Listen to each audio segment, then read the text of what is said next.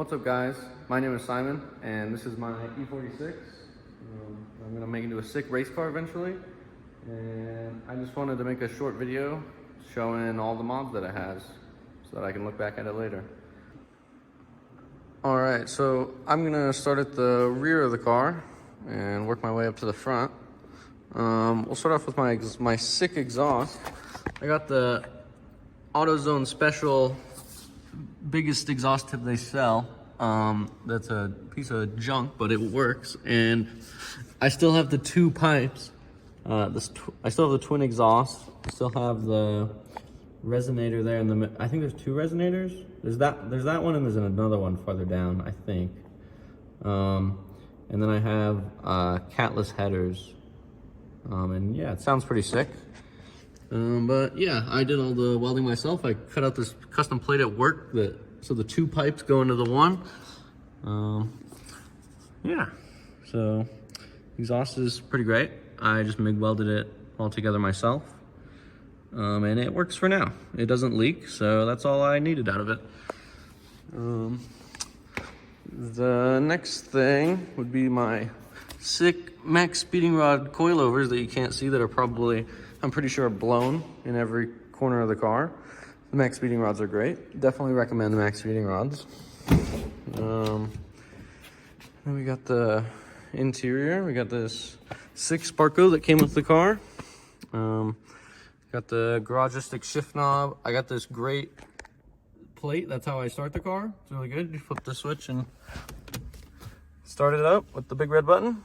And then I also have the wideband that I bought, this $20 3D printed mount that I slammed in there.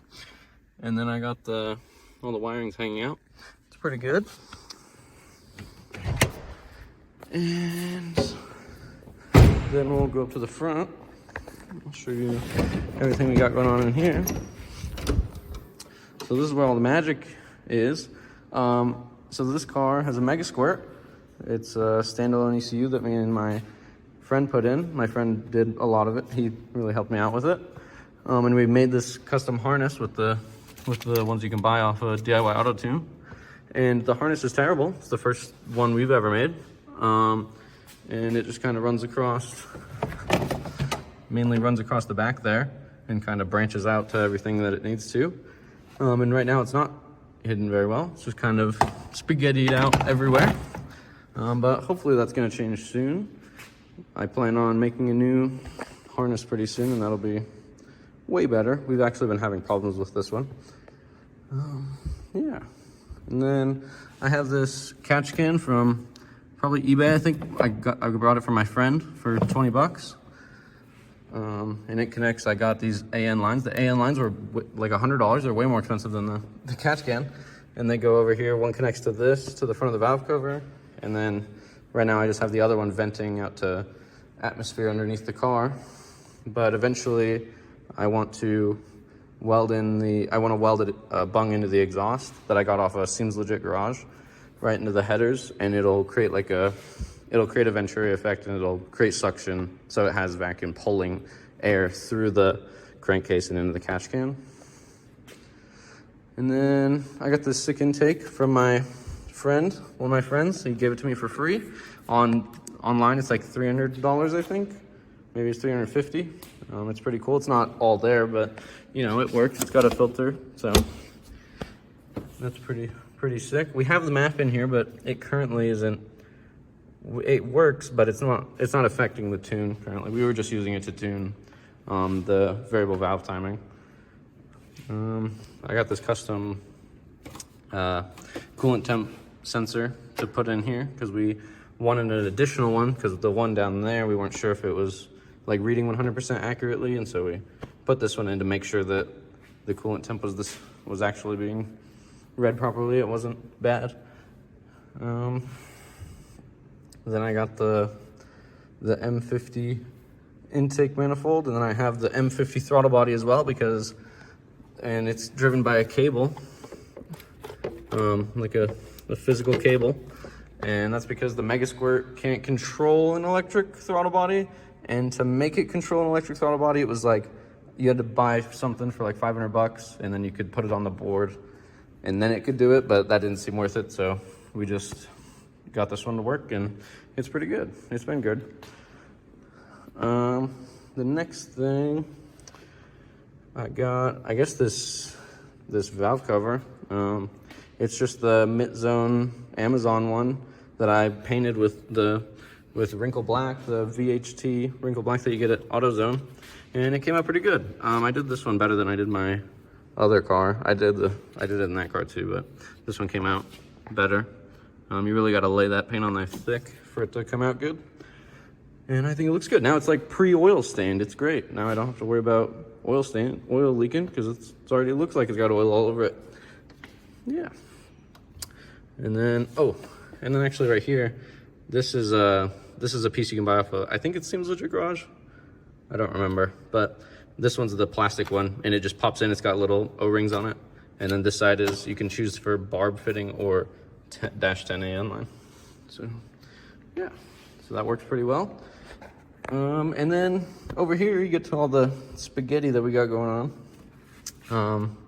These are the coil drivers for the stock BMW coils, and so each one of these controls one of the coil packs. And then yeah, normally these would be like, these are normally in your stock ECU, and so we had to get a special board so that we could hook it up to the Megasquirt and control them. And we have a case for this, we just haven't fully set it up yet. So that right now they're just out in the open. And yeah, we got all the other wiring just kind of going everywhere. But eventually that'll be sorted out. And oh, I forgot the best part. I got the $100 eBay special catless headers. They sound great, and they don't leak. I tested it with the smoke tester that I have. I took this port off, and it connects to all the exhaust ports, and I dumped smoke in there, and it didn't come out. And it was coming out of the back of the exhaust all the way to the back of the car. And then we tried it the reverse way just to make sure, and it wouldn't leak. And then I loosened the bolt down there where the headers connect, and then all the smoke started dumping out. So I knew that it was good. So yeah, they don't leak yet, and I still have the cheap gasket on them. So yeah, it works pretty well. So yeah, it's not perfect, but it's pretty good. I am really happy with it right now, how it's driving. It drives pretty decent. The engine runs really good. We've been tuning it a lot and learning how to tune, and we've gotten it to be pretty fast. My friend has a 330, and it keeps up with his 330, but his 330 has like a check engine light or something. I think it's in limp mode. So, but it keeps up with his car, and I'm happy about it because this is a 325.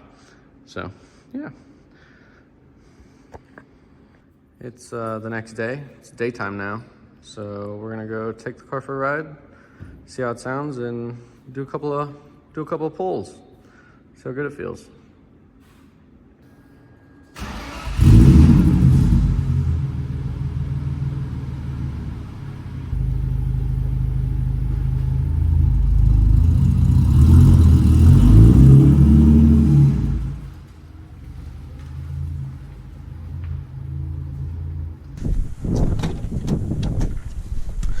Alright,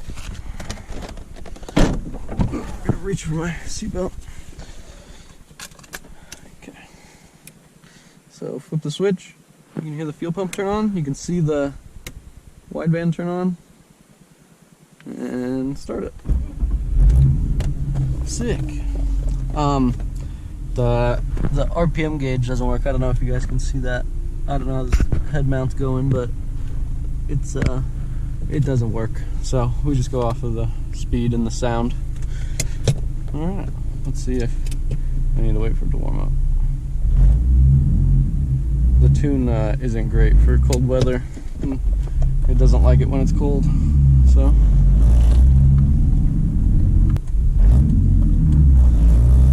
I am gonna go and get gas. We're almost out of gas, and I'm gonna go and by then the car should be warmed up. So I'll come back then. All right. I went and got gas, and then I tried to record something, and then my SD card got full. So we're gonna try again. So I didn't fill it all the way up with gas because I'm gonna reinforce my subframe soon. I bought the reinforcement kit off of Garagistic, and so yeah, I'm gonna have to weld those plates in, and to do that you have to drop the gas tank, or at least it's a good idea to drop the gas tank. So that's what I'm gonna do. So I didn't give a full amount of gas, but that's okay. I just got enough for the video.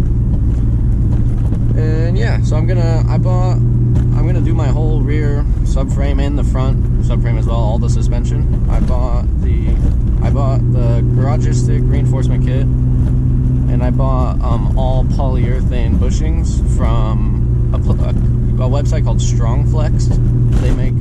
They make a kit for the E46, and it just comes with every single bushing for the car in polyurethane. And I picked the 90 durometer, so it's 90A, which are the yellow ones. They sell red ones, which are 80, but on Garagistic's website, they say that when you go to 90, it makes a big difference. So I bought the 90s, so my car should feel way better. Currently, I have a problem in the back where it feels like the whole drivetrain is sliding forwards whenever you let off the gas or push the clutch in. So I'm hoping that replacing all the bushings. I already bought polyurethane engine mounts and transmission mounts, and those are in, and those made a huge difference. But yeah, so now I'm going to do the rest of the bushings, and I might make a video on those. I don't know. If you guys leave some comments and want to see that, maybe I'll make videos about that, and show how I fix everything and how I weld it in. I've never welded like the subframe before like that, and that's going to be really thin metal, so I don't know how that's going to go, but I'm going to have to figure it out. So yeah, so if you guys want me to make a video about that, I will. Just let me know down in the comments if you want to see that. Yeah, so I'm going to do the subframe, or the reinforcements. Every bushing in the car is going to be polyurethane. I bought the Garagistic short shifter, the new chassis mounted one. They literally like just came out with a new one, and I pre-ordered it apparently. I didn't know I was pre-ordering it, but I did. So I'm waiting for that to show up. And so I might make a video on that if you guys want to see that as well. Yeah, I got a lot of stuff to do. I got a new steering wheel.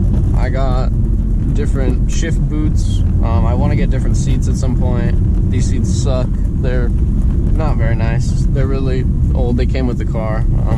There's some old shitty eBay seats. I'll do a few pulls up here somewhere up here. When the road gets better. This road is shitty.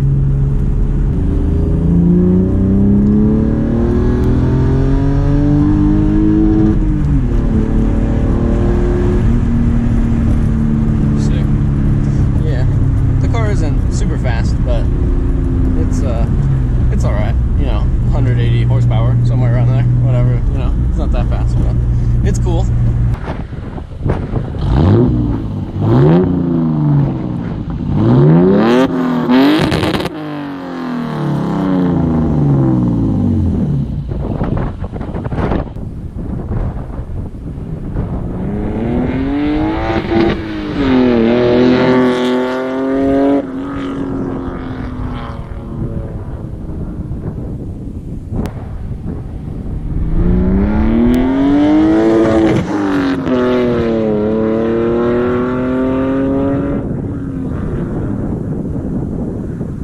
Guys, thanks for watching all the way to the end of my video. All the parts I ordered for my car finally showed up. So I got everything is here now. I've got a steering wheel from D&D. I've got a shift boot and a e-brake boot. I got the short shifter. It's really cool. Really like the short shifter. It feels really nice just moving it around. So I'm really excited for that. I ordered the tall shift knob. That thing's huge. I might end up getting the smaller one, but this thing is massive. And then I got the selector rod, or the DSSR, and I got the selector joint that goes onto the transmission. So that should feel way better than it currently does. I'm really excited for that. I got all the reinforcement plates that I got to weld in. I ordered the flex disc for the steering wheel, so that should make the steering wheel feel better. And then all the polyurethane bushings. There's a billion of these bushings, or all of them for the car, so that's gonna take a while to install. That'll be interesting. So I might make a video about that. Maybe I'll just make like a couple clips of everything, like do a little bit of everything to kind of show how it all went. But yeah, so I'm excited to get all that stuff installed. Yeah, so thanks for watching the video. Please leave a like and please leave a comment asking about if there's anything you want to see about the car, about the Megasquirt. Yeah, so thank you.